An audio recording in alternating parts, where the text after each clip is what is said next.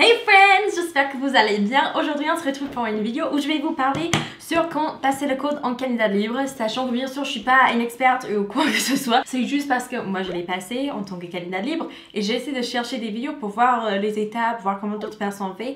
Et j'ai trouvé qu'une autre vidéo, donc je vais vous mettre le lien dans le barre d'infos pour cette personne également. Donc comme ça, si vous aimerez plusieurs témoignages, plusieurs personnes qui l'ont fait, etc. Comme vous vous en doutez, déjà avec le titre vidéo et tout ça, j'ai réussi mon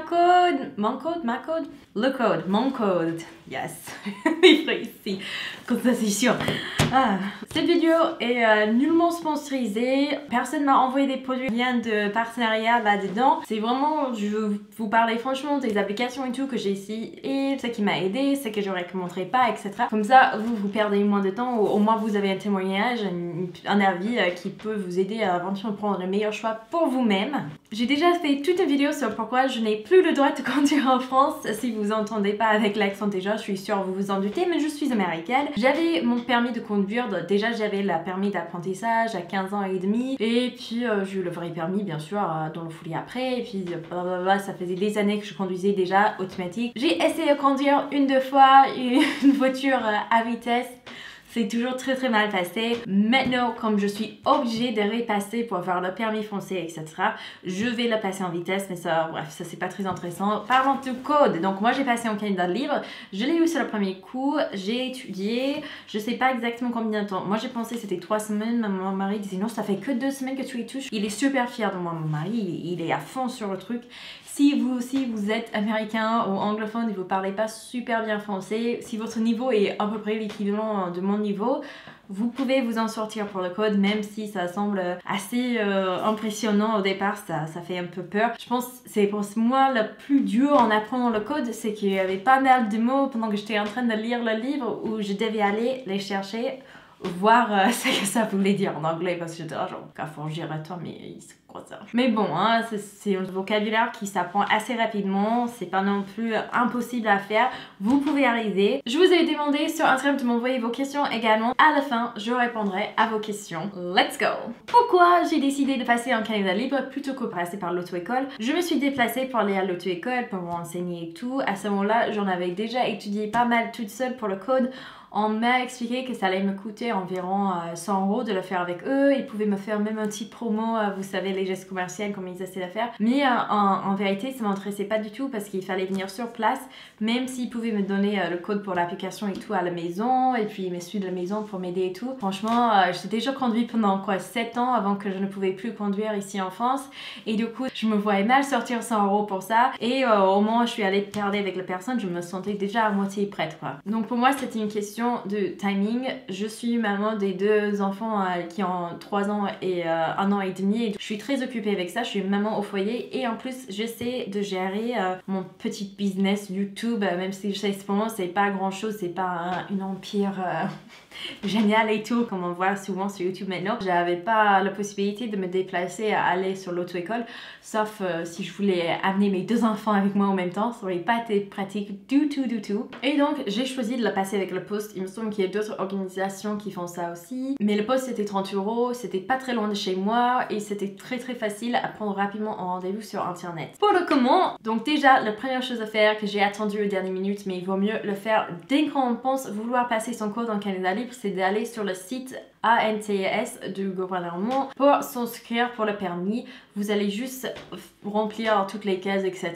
Faire votre photo d'identité électronique. Ensuite, ils vont étudier votre dossier et au bout d'un certain temps, après qu'ils ont fait tout le nécessaire administratif, vous aurez votre numéro NEPH, N-E-P-H. Je me suis inscrite un jeudi après-midi et j'ai eu mon numéro 9 le lundi après. Donc sachant qu'ils ne travaillent pas le week-end, c'était quoi? C'était le jour de vendredi et la matinée de lundi, c'est tout ce qui leur prenait comme temps pour faire en sorte que j'avais mon numéro 9. Mais j'avais commencé à m'inquiéter un peu parce que j'avais lu plein des avis sur internet où parfois ça prenait 1 semaine, 2 semaines. Il y avait même des personnes où ça leur a pris 2 mois avant de savoir leur numéro. Donc Je vous recommande de faire ça en premier parce que ce numéro est valable pendant 6 ans. Donc même si vous prenez pas tout de suite votre code, même si vous devez attendre quelques mois, finalement ça va pas être aussi vite que prévu, etc. Faites votre enregistration, comme ça c'est fait, vous aurez votre numéro tranquillement sans vous inquiéter. Et ensuite, vous pouvez fixer une date avec le Post ou des autres organismes, je sais même pas qui le fait à partir de Post. Ça m'a pris même pas 2 minutes pour m'enregistrer avec eux, choisir une date. Ils avaient beaucoup de places libres. Le jour où je suis allée, même on était que 3 dans la salle, ils avaient plein de places dispo. Et pour le parti étudier, comme je vous avais dit, c'était entre 2 et 3 semaines à peu près. J'ai commencé avec un livre, j'ai regardé des avis de plein de livres de partout sur internet. Là c'est le Code de la route Rousseau, édition 2019. N'hésitez pas à l'acheter d'occasion quelque part. Je suis sûre maintenant que le mois de janvier est passé, vous pouvez le trouver assez facilement. Il y avait aussi la version où c'est pour les idiotes, comment ça s'appelle? Ça aussi c'était bien noté, mais j'en avais franchement pas besoin de 2 livres, surtout comme il y a tous les ressources qui sont gratuites de partout sur internet. Si vous avez un budget qui est assez restreint, je recommande que vous en achetez qu'un livre et éventuellement si vous lisez le livre, ce n'est pas assez clair à ce moment-là, regardez pour prendre d'autres. Mais c'est pas la peine de se faire toute une bibliothèque avec les codes de la route vu qu'une fois que vous avez passé, ça ne sert à plus rien. D'ailleurs, je suis tentée de voir s'il y a un abonné qui veut ça. Je vais faire un petit appel sur Insta Story, quelqu'un veut ça, et puis je tirerai au sort s'il y a des personnes qui le veulent d'occasion parce que clairement ça me sert à plus rien.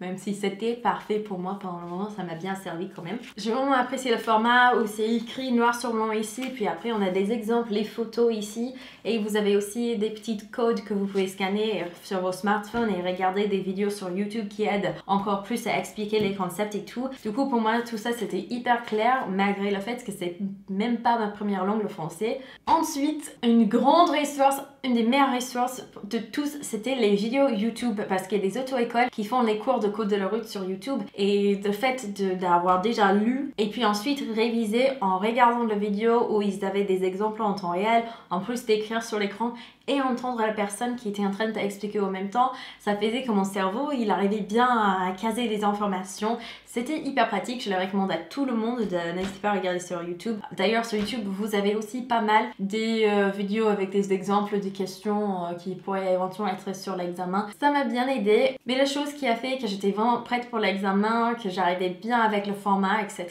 c'était les applications et des sites internet. Alors avec les auto-écoles, normalement, ils vous donnent les codes accès à ces sites, etc.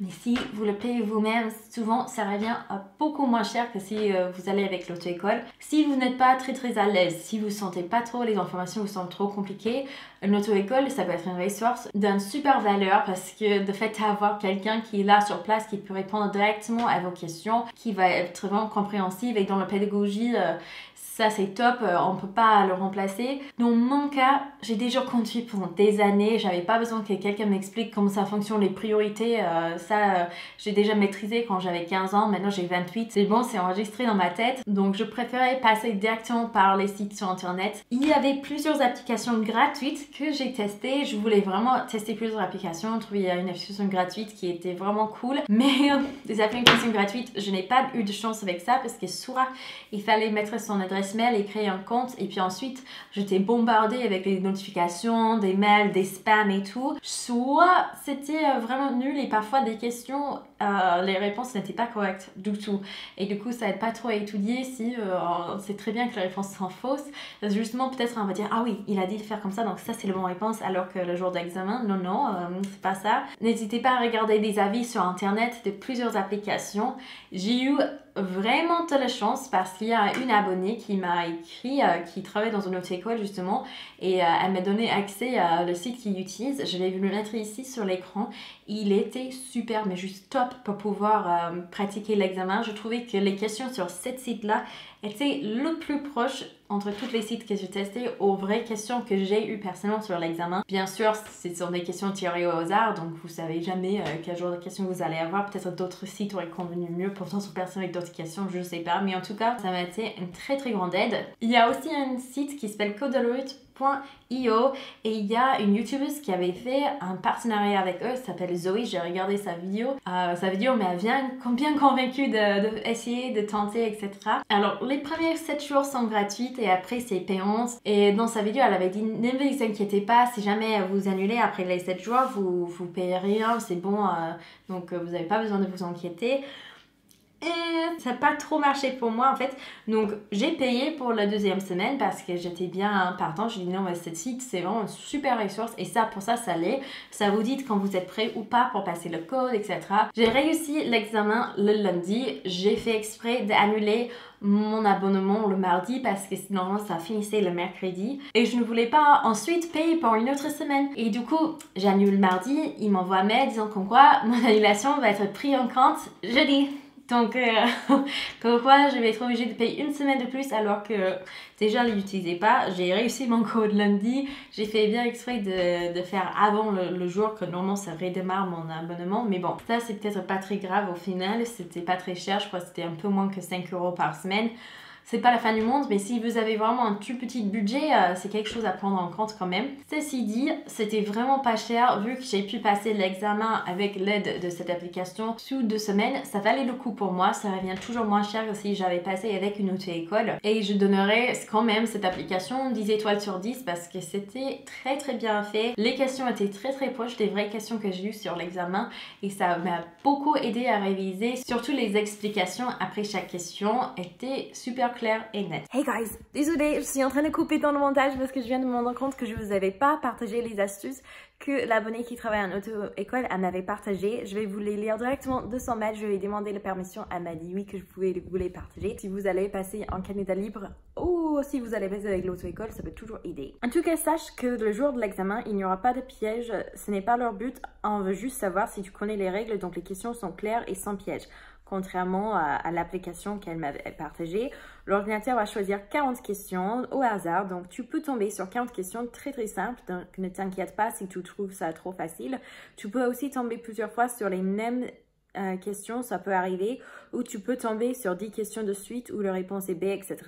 En gros, ne cherche pas de logique dans la suite des questions. Il n'y en a pas, donc ne sois pas perturbé.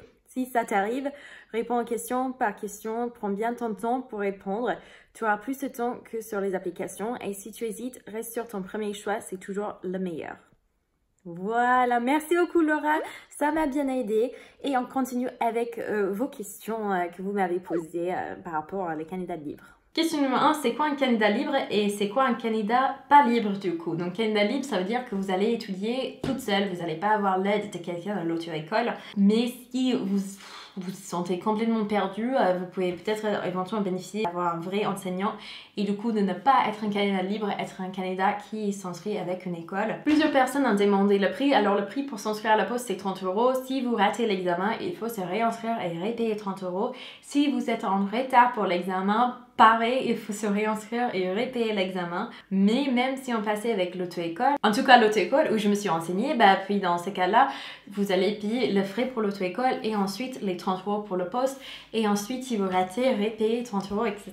Par contre, ça peut finir plus cher si vous vous inscrivez avec une dizaine d'applications et de sites payants. En plus, vous prenez 3-4 livres. Quand j'ai lu des avis sur des livres pour la conduite, parfois il y a des gens qui ils comparaient ce livre-là avec genre 4-5 d'autres livres pour dire lequel était mieux et tout. Alors c'était hyper informatif, mais je me suis dit punaise, les gars ils ont perdu tellement d'argent dans les livres qu'un ou deux ça aurait suffi pour la majorité des personnes. Comment ça se passe au niveau de suivi par rapport à l'auto-école? Du coup ce n'est pas du tout suivi par l'auto-école. Une autre personne a demandé du coup après si les auto-écoles on allait avoir du mal à s'inscrire, etc. De ce que j'ai pu voir sur internet, j'ai regardé sur plein des auto-écoles et ils ont tous des formules maintenant qui sont sans le code parce qu'ils savent qu'il y a de plus en plus de personnes qui la passent en candidat libre, donc vous pouvez regarder ça pour ça.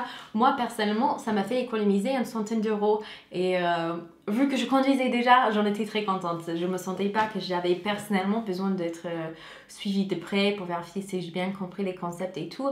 Parce que pour moi, c'était vraiment juste réviser les bases et apprendre les panneaux et les nouveaux mots en français en gros. C'était quelque chose que j'étais très capable de faire toute seule. Aux États-Unis et au Canada, on peut le passer en candidat libre. Aux États-Unis, vous le passez qu'en candidat libre. Il n'y a pas la possibilité de faire la préparation pour le code avec l'auto-école. Il y a différentes mentalités pour l'apprentissage de conduite aux États-Unis. Le code en lui-même est assez facile, c'est très direct. Il n'y a pas de piège ou quoi. Si vous allez à votre bibliothèque, ils vous donnent le livre pour étudier gratuitement à tout le monde, n'importe qui peut l'avoir ou le télécharger sur internet. Vous apprenez toute seule chez vous et puis ensuite vous allez passer à la DMV et si vous l'avez, bravo, vous aurez votre... c'est une sorte de permis d'apprentissage. Il faut conduire avec ses parents ensuite beaucoup des heures.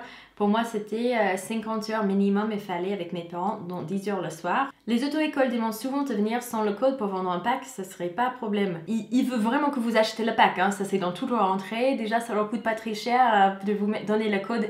Eux, ils ont des super prix par rapport au site et tout ça. Et du coup, c'est de l'argent facile entre guillemets pour eux si vous passez le code avec eux, parce qu'en plus si vous faites la majorité de votre apprentissage à la maison, ils ont juste à vous suivre un tout petit peu sur internet pour vous dire oui ou non vous pouvez passer le code maintenant. Bah je veux dire c'est tout dans leur entrée que vous le passez chez eux. Après, si pour vous, personnellement, ça vaut le coup ou pas, ça va vraiment dépendre sur la personne. Je pense pour certaines personnes, elles ont tout l'intérêt de le passer à l'auto-école et il y a d'autres personnes où c'est pas nécessaire. Du coup, tu passes le permis aussi en candidat libre. Alors, j'ai essayé de me renseigner pour passer le permis en candidat libre, mais ça me semblait assez compliqué. Et j'ai surtout envie de la passer avec des moniteurs où j'ai vu sur Google, ils étaient très bien notés. Parce que j'ai tendance à faire une conduite assez nerveuse, juste de nature, ça me stresse beaucoup quand je conduis. Donc j'aimerais bien avoir des leçons qui sont très compétents et bien cadrés et tout. Et n'hésitez pas à vraiment regarder des retours sur internet parce qu'il y en a une auto-école à Montpellier, je vais pas dire le nom parce que je sais pas si je pourrais avoir des problèmes légaux après. Mais ils sont super bien notés, tout le monde dit que c'est l'arnaque. Ils vous ajoutent les heures supplémentaires pour mettre plus dans leur poche alors que c'est pas nécessaire. Il y a une fille qui m'avait écrit même quand j'avais demandé sur Instagram vos avis et elle m'a dit dans cette auto-école en particulier on lui avait fait rien apprendre les premières 20 heures pour ensuite lui faire toutes les vraies leçons après dans les heures qui suivaient, donc c'était le grand n'importe quoi. Quelles ont été les plus grandes difficultés dans ton apprentissage? Parfois j'ai fait des fautes qui étaient vraiment toutes bêtes et en fait je comprenais très bien le concept, mais c'était vraiment le tourneur de la phrase qui m'a posé souci, ou parfois il y a des mots en français qui ont deux significations et moi j'avais compris une autre signification que ce qui voulait dire la personne qui a écrit les questions. Vous voyez ce genre de fautes, c'était ça que j'ai rencontré le plus souvent. Et je ne vais pas mentir, parfois il y avait des trucs aussi où j'essayais de les passer et puis d'un coup mon petit se levait de la sieste et donc j'avais un bébé dans le bras, j'ai essayé de taper pour répondre aux questions pour ne pas perdre du temps, pour voir bien combien je voulais finir la série des questions, et puis j'avais aussi bébé qui était en train de taper sur l'écran. Ça, c'était compliqué. On dit que les candidats libres sont désavantagés par rapport aux autres. Là, tu as ressenti aussi. Pour le moment, j'ai ressenti aucun désavantage. Après, j'ai pas encore commencé à m'entraîner avec l'école, mais il y a beaucoup des écoles maintenant qui acceptent très bien les candidats libres. Ils savent qu'il y en a de plus en plus. Et pour faire les 20 heures de conduite, ça vous revient bien moins cher que si vous faites leur pack avec le code. Même si vous dites « mais c'est une super affaire !» Là, à l'école où je me suis inscrite, je vous avais dit, il y a une différence de prix de 100 €. Mais d'autres écoles où pour apprendre à faire le code, vous payez 200, 300 €, quoi. C'est des trucs ridicules. La ASSR2, t'a-t-il été demandé? Non, pas du tout. Je vois pas même ces questions, j'en avais pas eu besoin. N'oubliez pas de vous abonner, mettre un petit pouce vers le haut et on va se voir lundi dans la prochaine vidéo. Non, je publie jamais lundi. Mercredi ou samedi dans la prochaine vidéo. Je dis n'importe quoi.